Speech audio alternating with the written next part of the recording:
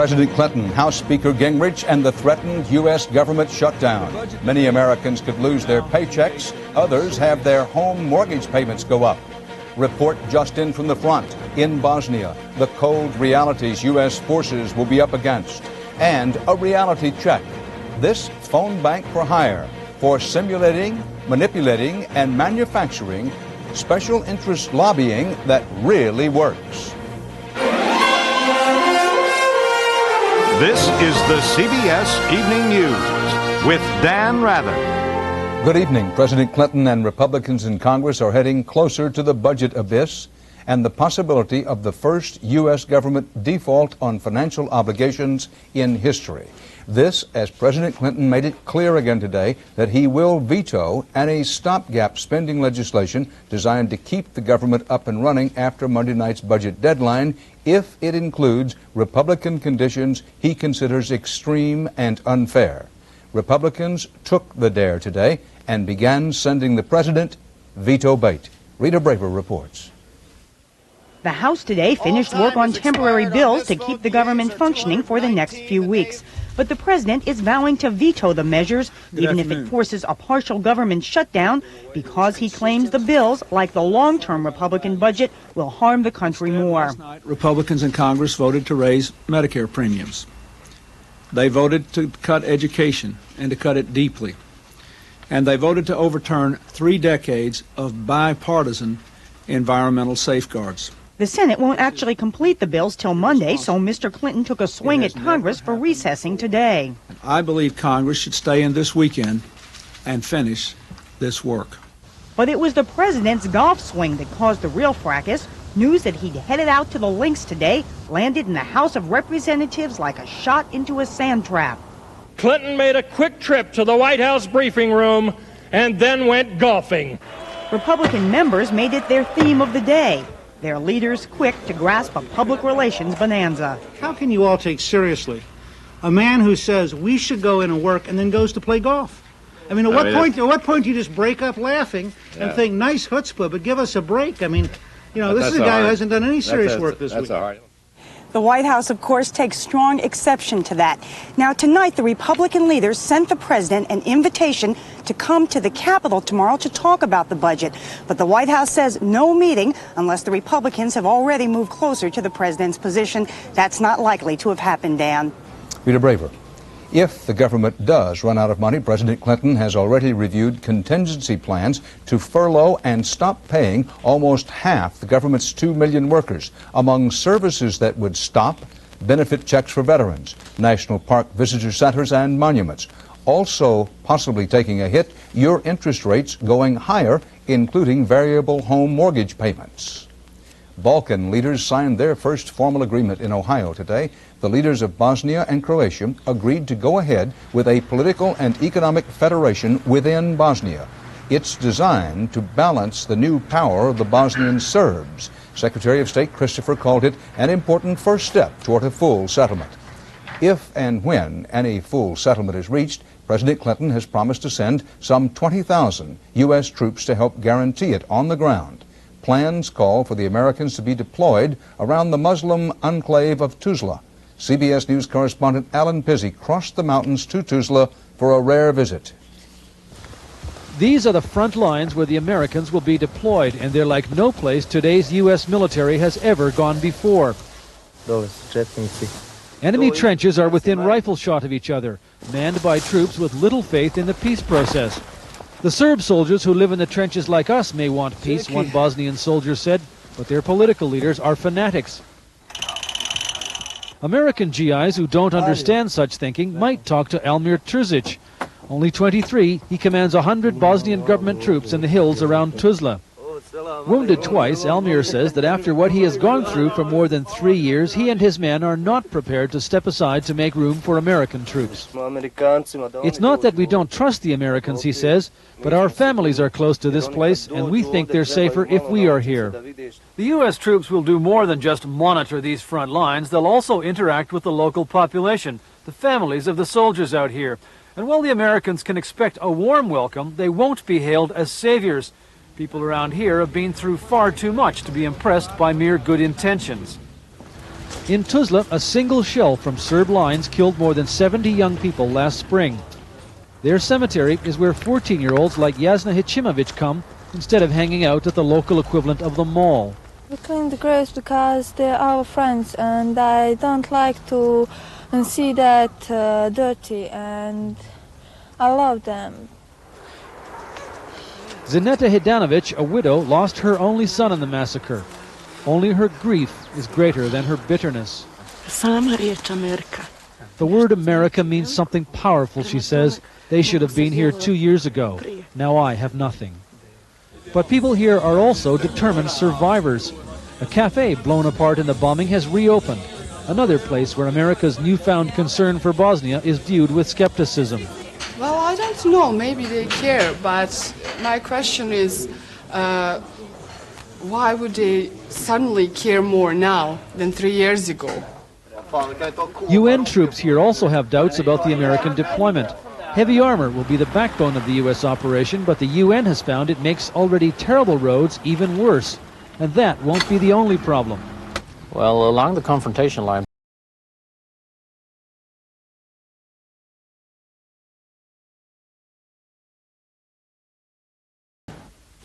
and now the mines are under the snow. This is not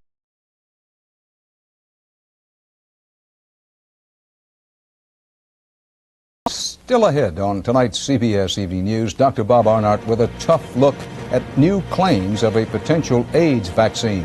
And Bernard Goldberg's America, backlash from a story about a coach, an assault case, and a championship team. Your little program last Friday night on Nebraska Husker football was totally out of line. You've always made a great team. Together growing, dreaming, caring, and sharing the rewards along the way. Park Avenue. For the comfort, for the luxury, for the quality. Congratulations, you've earned it. Buick Park Avenue. You're gonna love the big news at Red Lobster. Introducing 3 lobster and shrimp dinners under $10, like our new lobster and shrimp sensation. Lobster and shrimp scampi plus baked shrimp stuffed with lobster for a short time. It's $9.99. So hurry for the big news at Red Lobster. Presenting Casey. Pound for pound, he uses more energy than most dogs, twice his size. That's why we make Mighty Dog. It has the perfect balance of nutrients he needs. It makes your dog a mighty dog. New AIDS research published today could offer a new line of treatment down the road, possibly a vaccine. The key, discovery of a rare but naturally occurring form of the AIDS virus that doesn't cause death or illness. Health correspondent Dr. Bob Arnott has the story. These AIDS patients in Australia are the subject of today's remarkable report in the journal Science. All of them were infected with the AIDS virus 11 to 14 years ago. But to this day, not one sign or symptom of AIDS. I believe that these findings point to new directions in vaccine and drug development against HIV/AIDS. Here's why. The strain of the virus they carry has a defective gene called NEF, which weakens the virus. A similar strain, which infects but doesn't cause illness, is already being tested in monkeys as a potential vaccine. It provides me with greater encouragement that such a live vaccine approach can be safe in humans. However, most AIDS researchers are afraid that infecting healthy people with a live AIDS virus is playing with fire, since it may mutate into a far more dangerous and even deadly form.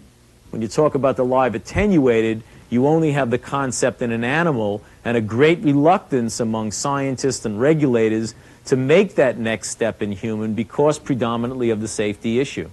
But for populations at an extraordinarily high risk, even a potentially dangerous vaccine could do more good than harm.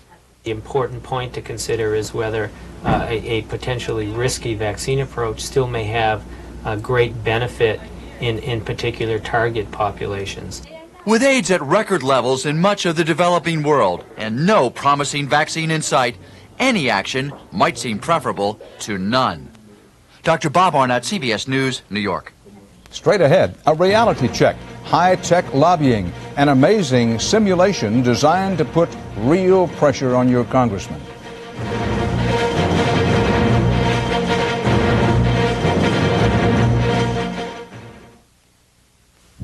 There are many prescription pain medicines, and a doctor can prescribe any of them. Yet 82% of doctors surveyed have prescribed Arutis. And now, for the first time, it's available in a non-prescription strength. New Arutis KT. It's so potent, just 25 milligrams is as effective as 400 milligrams of Motrin IB, 440 of Aleve, or 1,000 milligrams of extra-strength Tylenol. New Arutis KT, the potent medicine for pain. February, the beginning of the long Antarctic winter. When the last plane leaves the South Pole, so does any possibility of outside help. Left behind as the night comes on, the U.S. research station depends on Caterpillar, a world leader in diesel generators, to stay alive, proving when it comes to survival, we're the fittest. Finally, great popcorn from your microwave. Power Pop. Presto Power Pop Microwave Multi-Popper. Exclusive power-based concentrates microwaves to pop virtually every kernel. Pop with oil for a buttery flavor. Power Pop. Pop without oil for a healthier, low-fat snack. A third cup of popcorn, 3 quarts of crunch. Other microwave poppers can't measure up. See? Dishwasher safe, too. Nothing pops like Power Pop. That's why it's endorsed by Orville Redenbacher. Power Pop puts power in the pop. From Presto. Teenagers hanging out, just something you have to live with, right? Well, not in this town. You have to do something about the kids hanging out on the street. You have to. But wait till you hear what the grown-ups did about it. The town allowed this to happen to these kids, and they should be ashamed of themselves. The town fathers versus the teens. Did they go too far? Eye on America Monday on the CBS Evening News. When it comes to manipulating and pressuring Congress, old-fashioned grassroots lobbying can be very effective. So what's to keep someone from offering state-of-the-art fake grassroots lobbying for hire? It turns out, nothing. Case in point, a grassroots campaign master who's part lawn doctor and spin doctor in tonight's CBS Evening News reality check by Eric Ingberg. Yeah. Senator Breaux's office. Senator Gregg's office. Senator Hutchison's office. When it's the folks back home on the line. Okay, are you calling from North Dakota? Congressmen listen real hard. Okay, so as it is, you're against it? And when corporate America wants Capitol phone lines humming so Congress feels the pressure, they call this man. You get some good hits today? Jack Bonner, the fastest of a new breed of hired guns known in the trade as grassroots lobbyists. We can reach a lot of people very quickly here. He can orchestrate a frenzy of calls and letters to members of Congress that look just like spontaneous public opinion. Well, you're looking at nearly $1 million of investment here. Bonner's state-of-the-art phone banks have helped business clients influence hundreds of votes, from blocking a fuel economy measure to ginning up 6,000 calls a day against the Clinton health plan. We move votes. We're paid to move votes. From a command post on Washington's lobbyist roll, I'm calling about an important bill your two senators are going to be voting on this week. Bonner's well-coached teams use the tools of telemarketing to target people likely to agree with his client's position. Does this sound like something you might want to support? If the constituent says yes, okay, presto. With our computer system, we can transfer you into the senator's office. All right, great. Let me transfer you through that. Let's transfer this call over to your representative's office. That's a successful patch. Critics say this isn't real grassroots opinion at all. I can attach your signature to a mailgram. They call it AstroTurf, manufactured to look like the real thing. Whatever you call it, it works. It's very potent. When a member starts getting hundreds, sometimes thousands of calls, they're going to turn around on an issue. They're trying to steal the people's government. They are manufacturing public opinion where none exists. Congressman John Dingell says some of the high-tech lobbyists have resorted to outright lies. Twice he has seen Congress hit with a flood of mail that included letters from people who were dead. It is a technique which is not only open to vicious kinds of fraud and deceit, but it quite frankly invites that sort of behavior. The techniques are so refined that even as laws are being written in committee markup sessions, hovering lobbyists on cell phones can call in a grassroots strike. They don't even have to leave the room.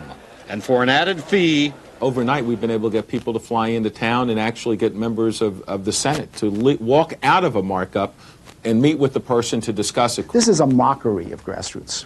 Michael Perchik, who trains citizen groups to lobby, says AstroTurf campaigns give wealthy corporate interests an unfair advantage. Where there's money and where there's technology, there's really an ability to create an illusion that can fool even the most sophisticated congressman. The more people like Jack Bonner taking their message to the people, the healthier it is for democracy, whether it's the environmentalists, whether it's General Motors, whether it's the AFL-CIO. All of that's better, and the more, the better. Terrified of angry voters, politicians are now paying more attention than ever to voices from Main Street. The irony is that often those voices are being fabricated inside the Beltway. Eric Engberg, CBS News, Washington. CBS is under criticism because the CBS News program 60 Minutes will not be presenting an interview it had planned on the tobacco industry. That interview was with a former tobacco industry executive. Correspondent Edie Magnus has the latest on tobacco and TV. The story originally planned by 60 Minutes was to include an interview between veteran correspondent Mike Wallace and a tobacco company insider. But the former executive had signed an agreement not to disclose what he knew about the industry. Citing legal reasons, CBS pulled most of the interview. And the people who own the network are saying, you can't do it. Because if you do it, it is going to conceivably cost this company more than the net worth of the company. So how, as a reporter, do you handle it? CBS really should have been more courageous, but the fact is they were facing a real legal problem because the law now says that you can be held liable for inducing someone to break a promise, even if you do it in order to tell the public the truth. The decision by CBS management comes at a time when the tobacco companies are vigorously attacking press reports that make the industry look bad. We apologize to our audience, Philip Morris and Reynolds. In August, ABC News issued a stunning public apology to help settle a $10 billion lawsuit brought by two tobacco companies. Critics say the CBS decision is just the latest example of the chilling effect of big lawsuits on aggressive journalism. Even if you are sure of your facts, being sure of your facts, doing a correct story is no longer enough protection because, you know, they can literally drain you till there's nothing left. This Sunday, Wallace will broadcast a report on the tobacco industry, including the tough tactics tobacco companies employ to keep a lid on information that might be damaging. Is there information that people should have about cigarettes that they're not going to have because you're not going to broadcast this interview? Yes. Today, CBS News President Eric Ober defended the network's decision not to broadcast key portions of the controversial interview. Mr. Ober said, quote, "The atmosphere is tougher than ever. However, we have scrutinized this story the same way we scrutinize other sensitive pieces," end quote. Dan? Edie Magnus. Nebraska football fans voice their criticism of us coming up in Bernard Goldberg's America.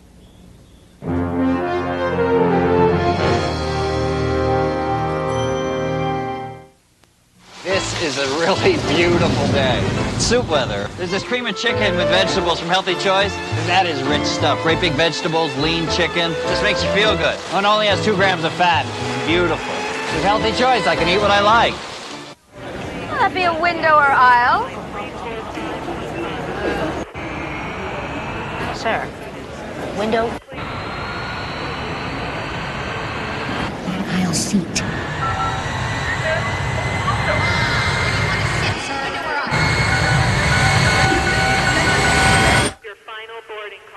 Well, at least you know where to sit when you get home. The Accord Coupe from Honda. Possibly the world's easiest decision. We're the Kellys, and we own and operate Torno Service Style Lumber and Hardware.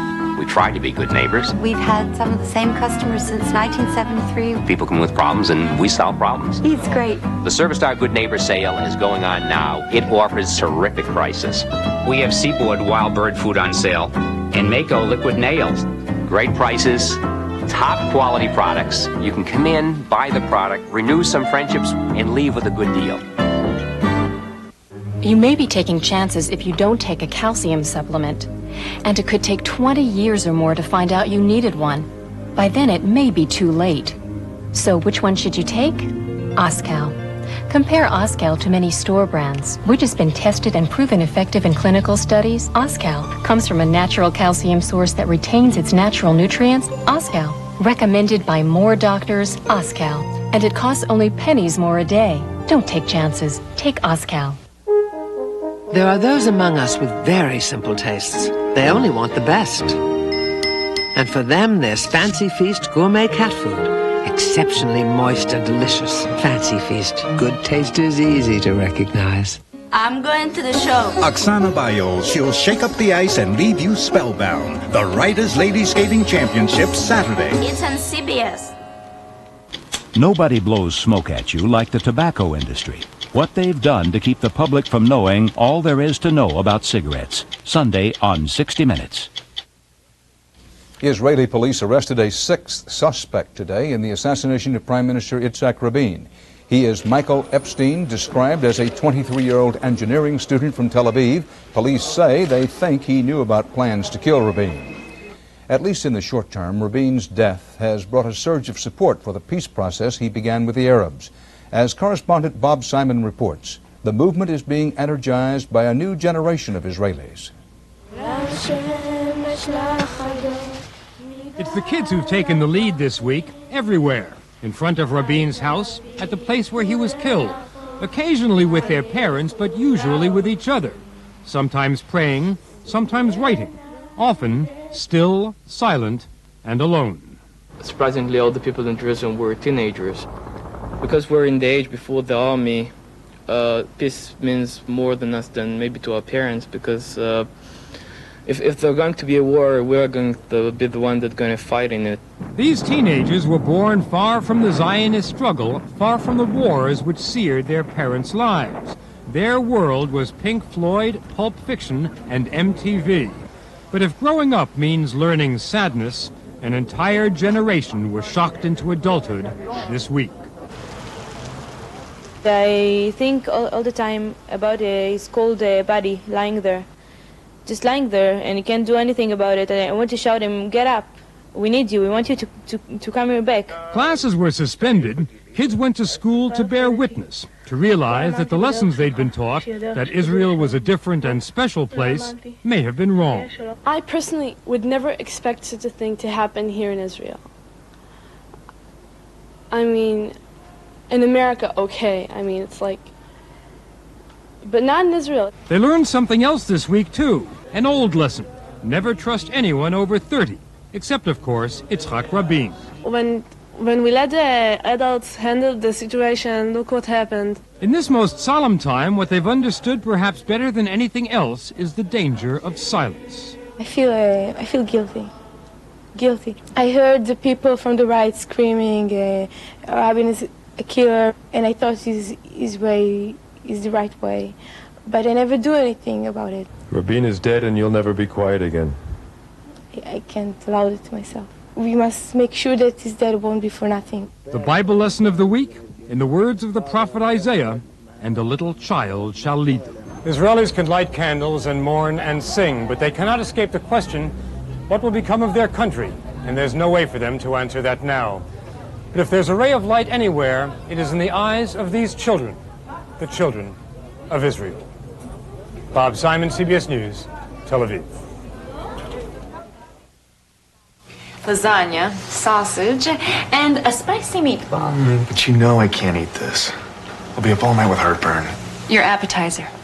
New Pepsid AC acid controller. This one little pill can stop heartburn before it starts. Just take this one now before dinner.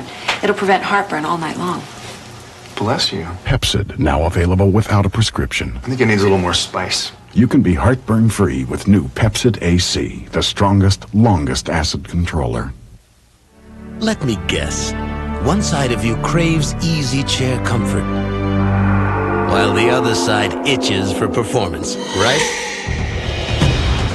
Well, meet Buick Regal, with its famous 3800 V6 engine and Grand Touring suspension.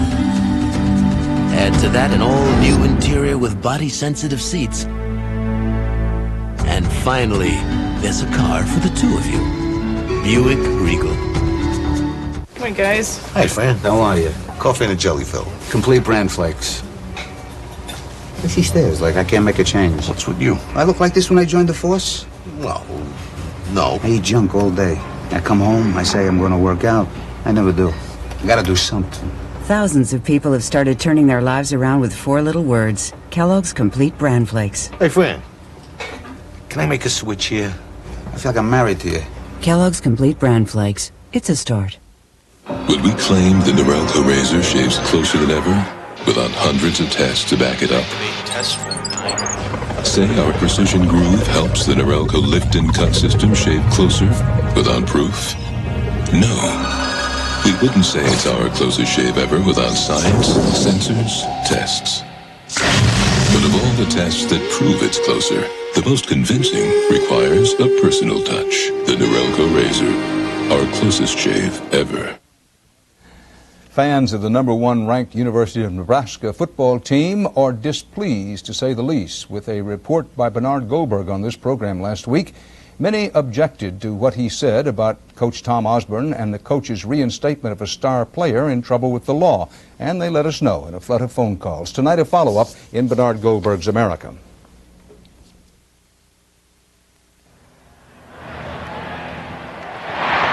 "99% of the calls came from Nebraska football fans. I thought your little program last Friday night on Nebraska Husker football was totally out of line. And 99% were negative.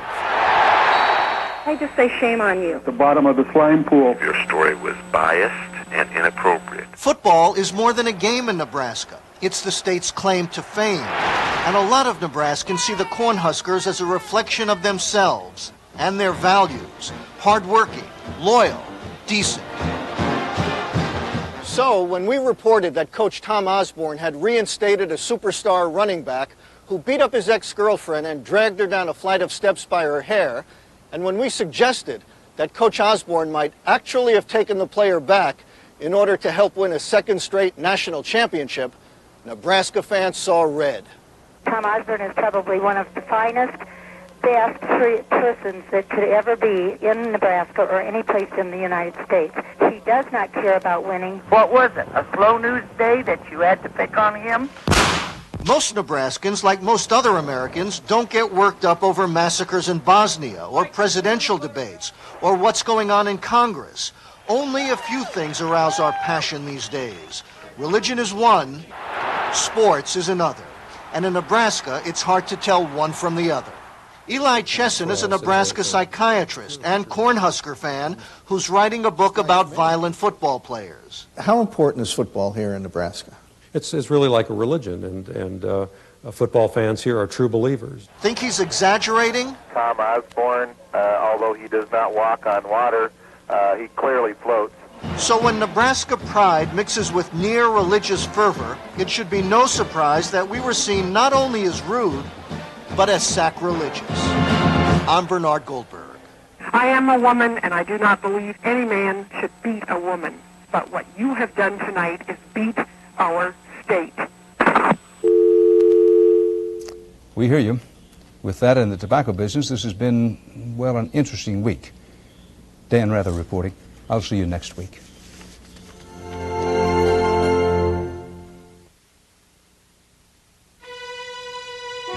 CBS News. Have you seen your country today?